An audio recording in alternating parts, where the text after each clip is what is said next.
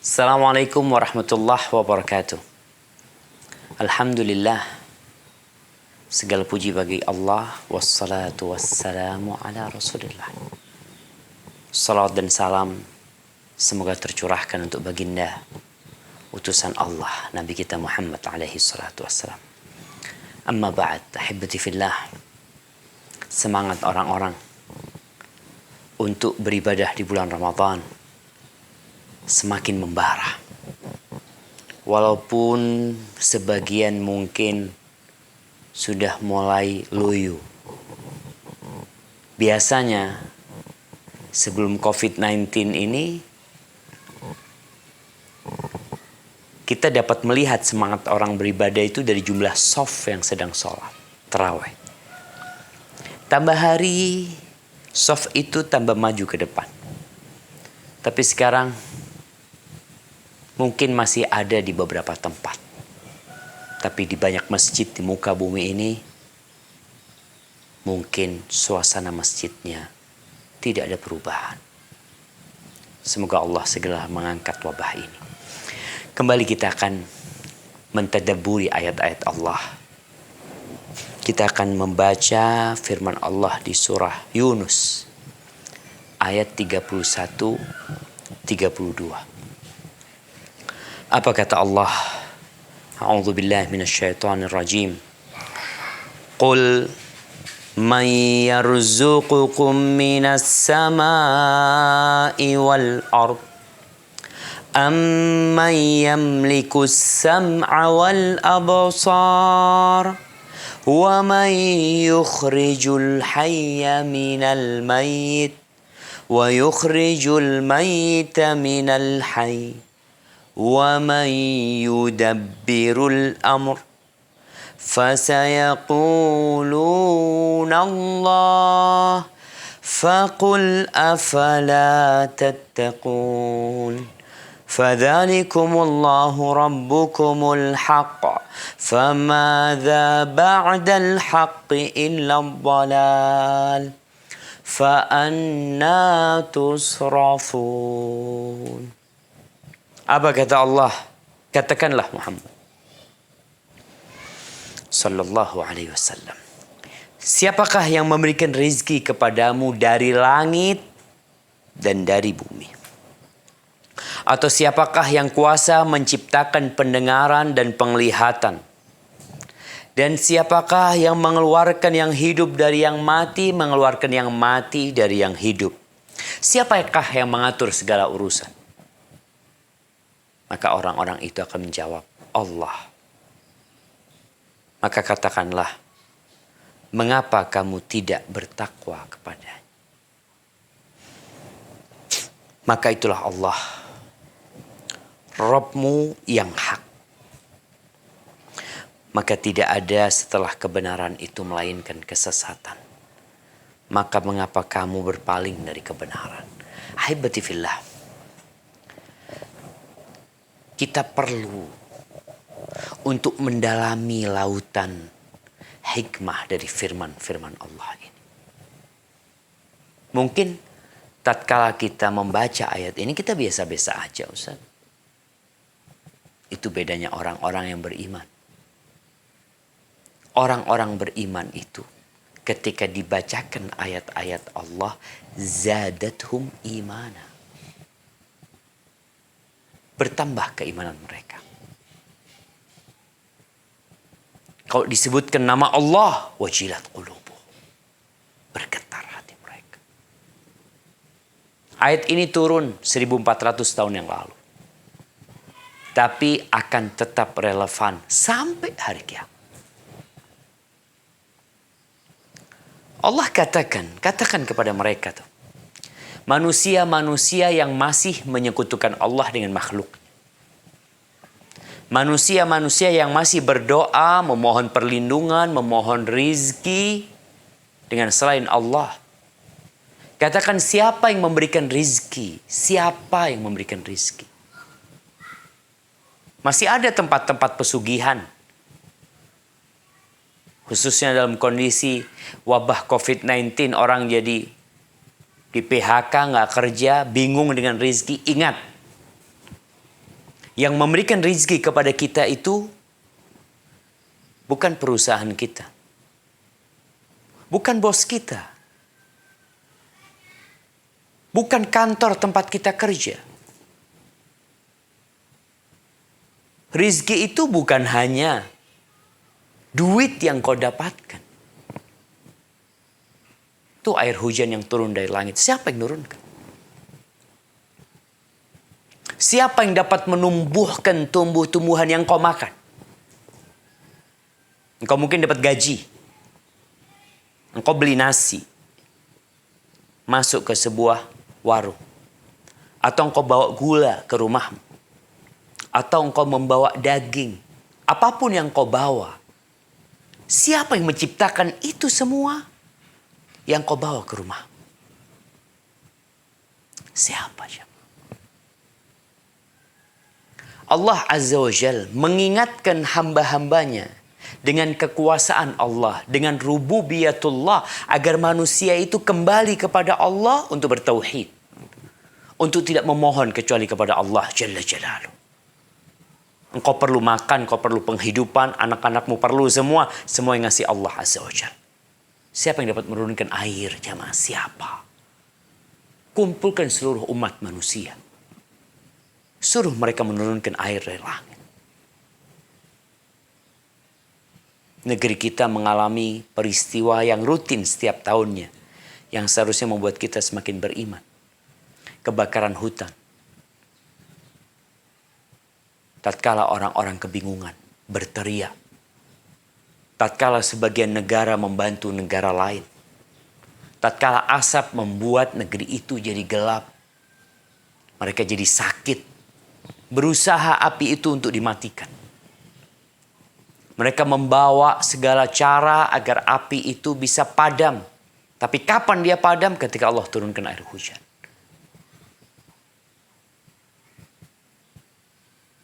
Mereka bercocok tanam. Siapa yang menumbuhkan biji? Antum bawa biji ke sawah. Siapa yang membuat dia merekah? Kemudian ada tunas yang keluar. Allah Azza wa Jalla. Lalu antum masih cari rizki, cari pertolongan, cari perlindungan kepada selain Allah. Lalu Allah mengatakan, siapa tuh yang kuasa? Amman yamliku sam'a wal absar. Antum bisa mendengar. Ana ngomong sekarang, antum mendengar. Ana berbicara, antum melihat. Siapa yang ngasih pendengaran sama antum? Allah sering ingatkan kita dengan nikmat kita bisa mendengar. Apakah berhala-berhala, patung-patung, apakah lautan, apakah gunung, atau nenek moyang yang memberikan pendengaran dan penglihatan? Nggak ada. Sebagian mereka pun ada yang tidak dapat mendengar dan tidak dapat melihat. Namun engkau berdoa mohon kepadanya. Allah tanyakan siapa? Yang Allah kalau mau ambil pendengaranmu, Allah akan ambil. Penglihatanmu. Kita dapat melihat ada anak-anak yang lahir dalam kondisi buta. Antum dapat melihat. Ahibati fillah. Kalau antum sedang susah. Sebagian orang hidupnya mungkin sedang kesulitan rezeki. Antum ingat sama pendengaran, ya Allah, ana masih bisa dengar, ya Allah. Alhamdulillah ya Allah. Alhamdulillah ya Allah, lakal hamdu kullu. Antum masih bisa melihat, ya Allah. Mau dihargai berapa penglihatanmu? Mau dihargai 1 miliar? Engkau dikasih pesangon, mungkin anak kasih pesangon 300 juta. Kerja 10 tahun kasih pesangon 100 juta. Ada yang kasih pesangon 300 juta. Ada yang kasih pesangon 200 juta. Ada yang dikasih pesangon mungkin 1 miliar, 2 miliar. Entah berapa pesangon yang diberikan kepada dia. Semua yang kau dapatkan selama kau kerja dibandingkan dengan nikmat pendengaran yang kau miliki, gak ada artinya. Engkau dikasih tanpa bekerja. Tanpa capek-capek Allah kasih penglihatan kepada kita.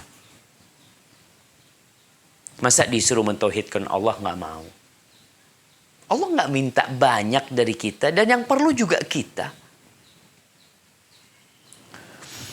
Lalu Allah katakan wa may yukhrijul hayya minal mayyit wa yukhrijul mayyita minal hayy. Siapa yang kuasa mengeluarkan yang mati dari yang hidup dari yang mati. Contoh nih telur. Telur itu keluar dari ayam. Dia benda tuh.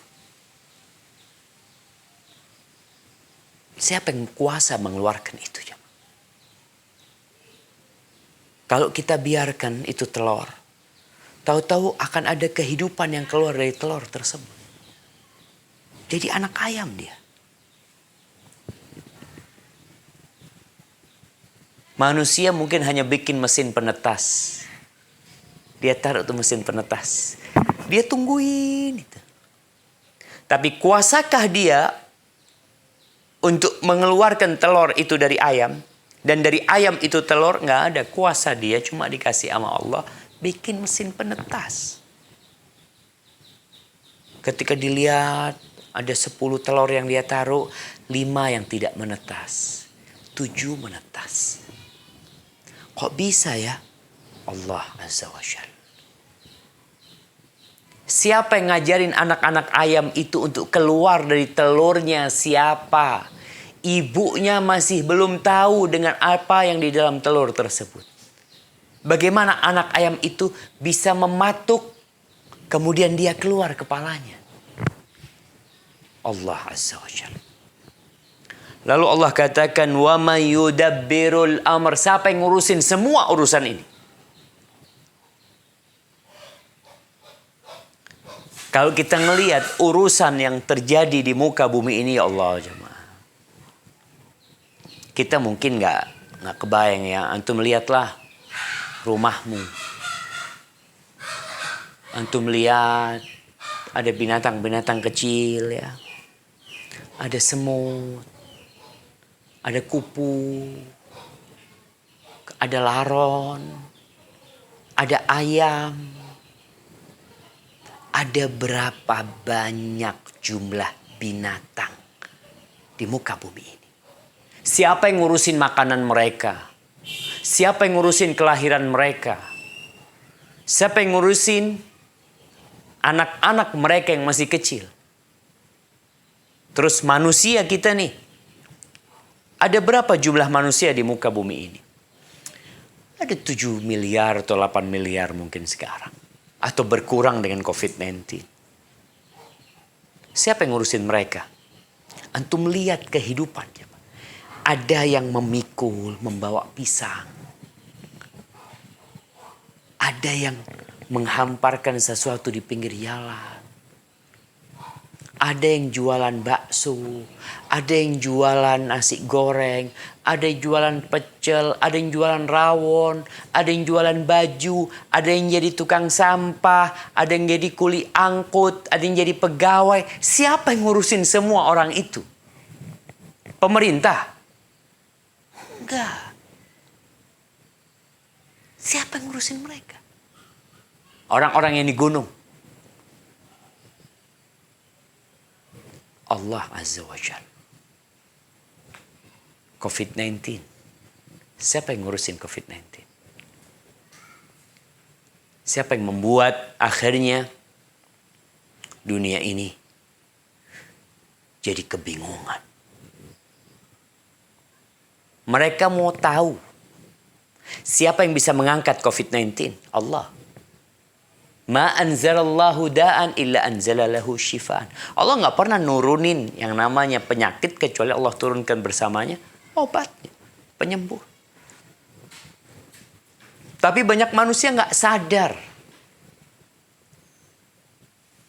Berbicara tentang COVID-19 sama sekali tidak pernah menyebutkan Alhamdulillah segala puji bagi Allah. Nggak ada. Sepertinya ini hanya kejadian alam.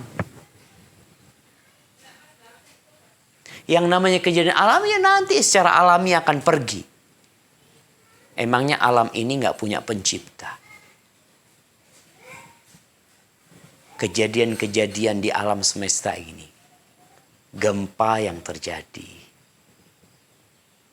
tsunami yang terjadi,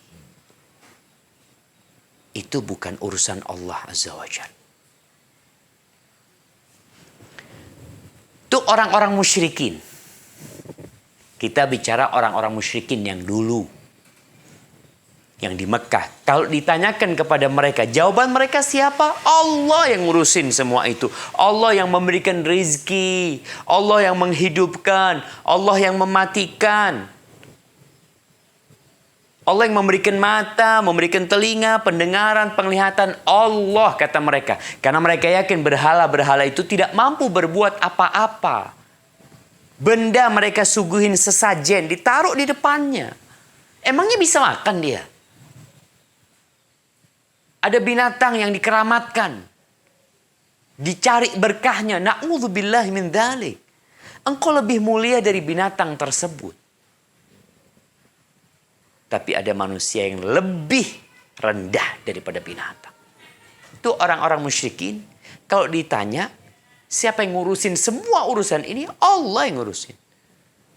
Lalu kata Allah, faqul afala tattaqun. Kalau seperti itu, kenapa kalian nggak bertakwa kepada Allah? Kenapa kalian tidak meninggalkan sesembahan-sesembahan selain Allah Azza wa Jalla? Sehingga kalian mendekatkan diri kepada Allah, mentauhidkan Allah, mengesahkan Allah. Tidak berdoa kecuali kepada Allah. Tidak meminta rizki kecuali kepada Allah. Tidak meminta perlindungan kecuali kepada Allah. Karena semuanya milik Allah Azza wa Jalla. Lalu di ayat 32 Allah mengatakan fadzalikumullah rabbukum. Itulah Allah Rabbukumul haq. Rabb kalian yang benar, yang berhak disembah. Sesembahan-sesembahan yang lainnya adalah kebatilan. Famadza ba'dal haqqi illa dhalal.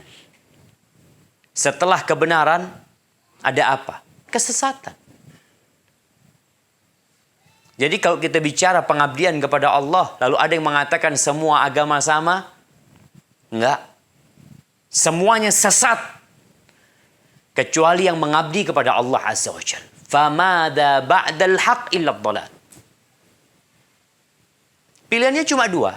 Hak dan sesat. Kalau kemudian Anda dikatakan Ustadz intoleransi dengan ucapan ini.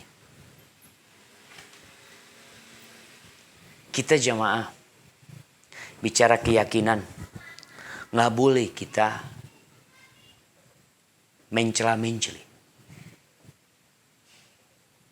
Kita bicara keyakinan itu antara kita sama Allah Azza wa Jalla.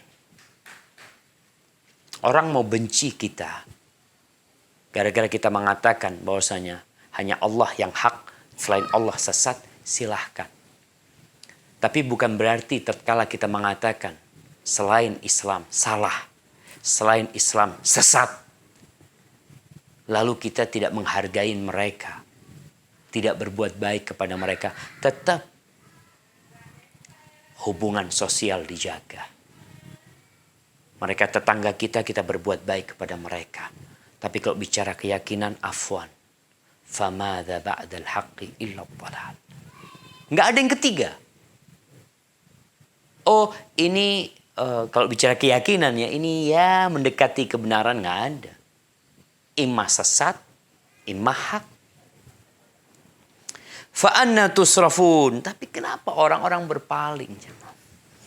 Al-Imam Al-Qurtubi dalam tafsirnya, beliau mengatakan ada beberapa permasalahan dalam ayat 32 ini. Salah satunya beliau mengatakan, qala ulama'una hakamat hadhil ayah bi annahu laysa bainal haqqi wal batil manzilatun thalitha fi hadhil mas'alah allati hiya tauhidullah. Beliau menjelaskan, para ulama kami memberikan penjabaran bahwasanya ayat ini telah memberikan vonis bahwasanya di antara al-haq dan kebatilan itu tidak ada kedudukan yang ketiga. dalam masalah tauhidullah, dalam masalah keyakinan dan akidah, nggak ada yang ketiga. Yang ada cuma hak dan batil. Ayat ini yang menvonis. Kita beriman bahwasanya Allah al-haq dan selain Allah adalah batil. Kemudian beliau menjelaskan ada masalah-masalah dalam urusan furu'iyah, masalah-masalah ijtihadiyah yang mungkin ada 3 pendapat, ada 4 pendapat ya. Tapi dalam masalah tauhidullah, dalam masalah keyakinan, hanya satu yang benar. Yang lainnya salah. Kemudian disebutkan bahwasanya lawan dari al-haq adalah kesesatan. Dan lawan dari al-haq adalah kebatilan. Jadi kalau dikatakan ini hak, ini batil. Ini hak, ini dhalal. Sebagaimana Allah mengatakan di surah Luqman, "Dzalika bi annallaha huwal haq." Surat Luqman ayat 30 Allah mengatakan, "Dzalika bi annallaha huwal haq wa anna ma yad'una min dunihi huwal batil." Yang demikian itu karena sesungguhnya Allah adalah al-ilah al-haq. Yang berhak disembah, yang benar cuma Allah. Makanya dikatakan tafsir dari la ilaha illallah adalah la ma'buda bihaqqin illallah. Tidak ada sesembahan yang hak melainkan hanya Allah. Selain itu batil. Dan Allah sebutkan sesembahan kalian. Berikan nama-nama dewa yang mungkin diagungkan. Semuanya batil. Semuanya adalah kedustaan. Semuanya adalah kebohongan, kepalsuan yang dibuat-buat. Kadangkala mereka tahu kalau itu palsu. Tapi mereka tetap mengikutinya. Jadi lawan dari al-haq adalah kebatilan atau kesesatan. Ahibati fillah, kemudian ada masalah yang dikaji oleh Al-Imam Al-Qurtubi tentang setelah al-haq adalah kebatilan. Kalau ini hak berarti yang lainnya batil. Tentang hukum bermain catur. Apa sih hukum bermain catur? Disebutkan di sini, Rawa Abdullah bin Abdul Hakam wa Ashhab an Malik, ini riwayat Imam Malik bin Anas rahimahullahu taala ketika beliau menafsirkan firman Allah, "Famada ba'dal haqqi illa ad-dhalal." Qala al-la'ib bisyatranj wan nard min ad-dhalal. Beliau berpendapat bahwasanya bermain catur, bermain dadu itu termasuk dari dhalal, dari kesesatan. Ini pendapat Al-Imam Malik. Dan kalau kita melihat, memang sebagian ulama mungkin masih memandang bermain catur ini ya sesuatu yang nggak apa-apa atau hanya makruh. Asalkan tidak sering main. Ada yang mengatakan kalau main sebulan sekali, tapi mainnya di rumah ya, nggak ada orang yang ngeliat, itu tidak akan membatalkan kesaksian dia. Tapi sebagian madhab mengatakan orang yang main sudah nggak bisa jadi saksi lagi dia, karena dia telah melakukan kebatilan atau kesesatan. Ini pendapat Al-Imam Malik, dan Anda katakan tadi ada sebagian ulama yang membolehkan hal itu. Ada satu hal yang menarik. Disebutkan oleh beliau bahwasanya pernah terjadi debat, dialog tentang masalah hukum main catur berkaitan dengan ayat ini. Disebutkan bahwasanya, tunggu Anda bacakan.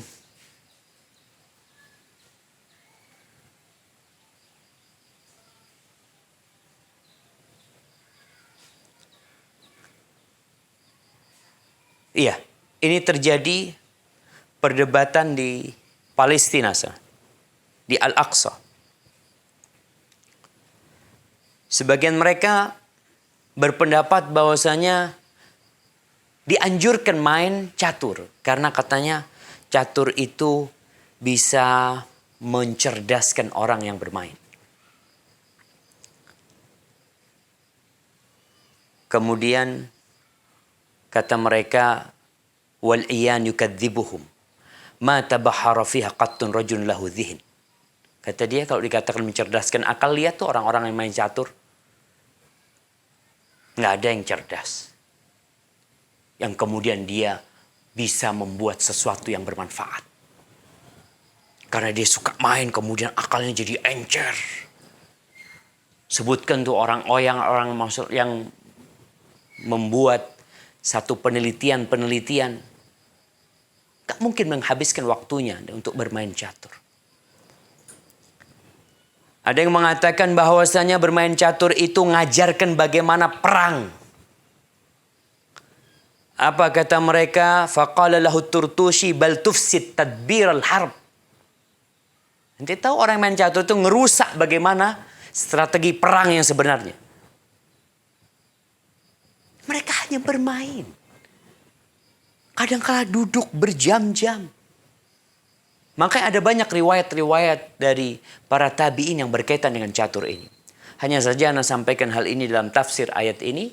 Karena memang Al-Imam Al-Qurtubi ketika mentafsirkan ayat ini menyebutkan tentang ucapan Imam Malik, فَمَاذَا بَعْدَ الْحَقِّ إِلَّا الضَّلَالِ.